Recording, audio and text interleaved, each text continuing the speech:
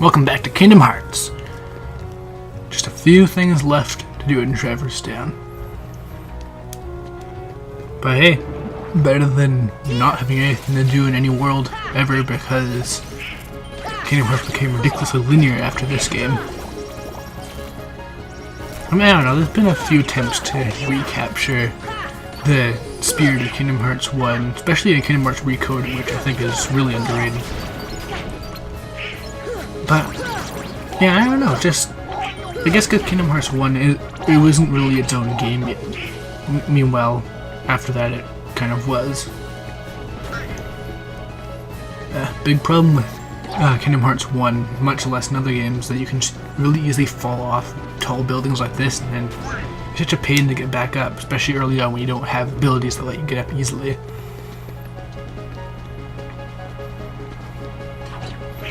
But I guess it's because it's still kind of, this game thinks it's a platformer still, but they have just, like, you can grab onto lots of things and get to lots of areas and stuff like that with lots of exploration to do. And it's awkward, but I take that over the aggressive linearity of Kingdom Hearts 2.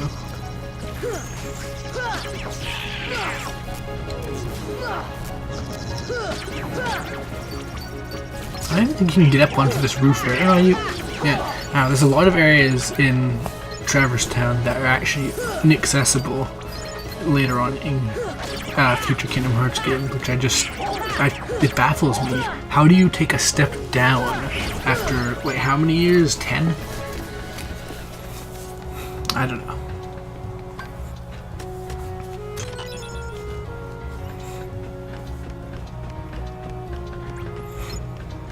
Anyways, you can get into the 3rd district through an alternate path through here, which actually takes you to a random little balcony place, which is pretty sure not accessible in any other Kingdom Hearts game. Again,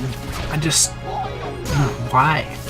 Like, it's there, you're reusing the models anyways, you might as well use the good parts.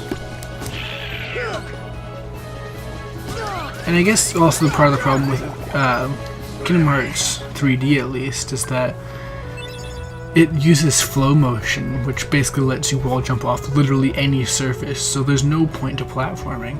So you can get everywhere. Like in Kingdom Hearts 3D, you can you can get any treasure chest right off the bat. There's no going back with new abilities or anything like that. Even Kingdom Hearts 2 had that. Like there's nothing to it. And it's just baffling almost.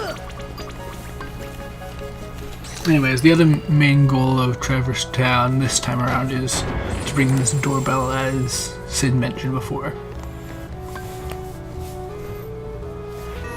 And that's what you'll do. And yeah, this will trigger a boss battle, but you can easily get around it. So if you're not quite ready or you just don't feel like fighting a boss, you can leave.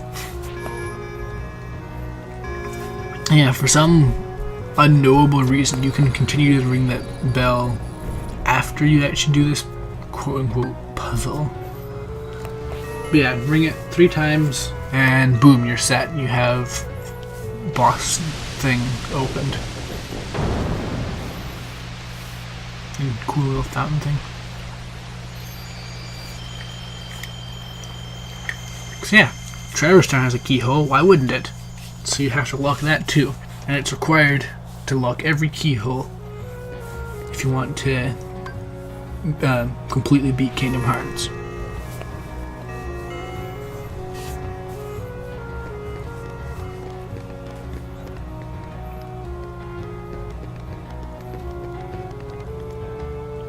Now if you go near that fountain, the boss battle will trigger, so if you don't want to fight it, you just do this.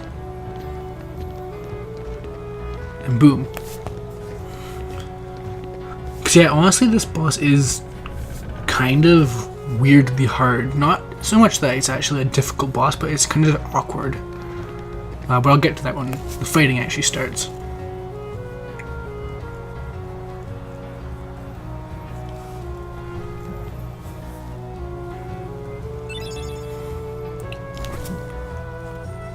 So yeah, Sid, now you can well, buy gummy ship parts if you really want that. If you have some sick desire to build a gummy ship, then you can now do that slightly better if you spend lots of money. So yeah, I figured I'd show off buying items. Because yeah, Donald and Goofy have quite a few different weapons that they can use, and some of them have useful abilities. Mostly there's just the stat bonuses. Donald and Goofy both have two types of weapons. They have the logical choice and the stupid choice. For Donald, you have staves that increase magic, or staves that increase his physical attack, and he's a wizard, so yeah. Meanwhile, Goofy has shields that can protect and shields that are good for offense, which I guess is a more practical choice. Oh, hi, Jiminy. So yeah, this scene's actually completely optional, by the way.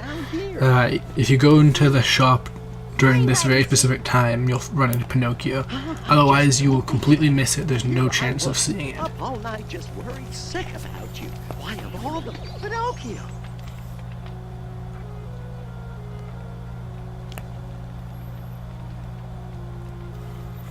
So yeah, this can technically be your first introduction to Pinocchio. Otherwise, you meet him a fair bit later in the game. I think it's pretty useful for setting him up, as it just kind of comes out of nowhere otherwise, but I don't know, I kind of, like, there's no missable stuff like this in Kingdom Hearts anymore. I don't know, like, I can't name an optional cutscene besides, there's one, I guess, in Kingdom Hearts Birth by Sleep, but even then, if you just play the game again, you'll get it automatically. Like, they really don't want you to miss this stuff. It's just so strange. Now, as with most of these movies, I haven't seen Pinocchio. I've seen some of it in English. But I thought that his nose didn't shrink, unless, like, the goddess shrunk it.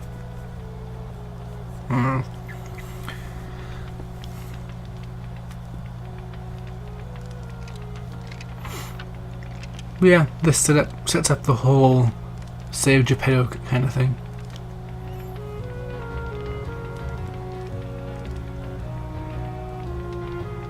As long as Jiminy's around. What a good person. Yeah, the whole lying thing and like the lack of moral thing just kind of... I'm in that group of people who finds it strange because the goddess gave him everything else, like the ability to talk and all that, so why didn't she just make him have morals? I don't know. Man, we're almost done here, believe it or not, so I'll see you next time.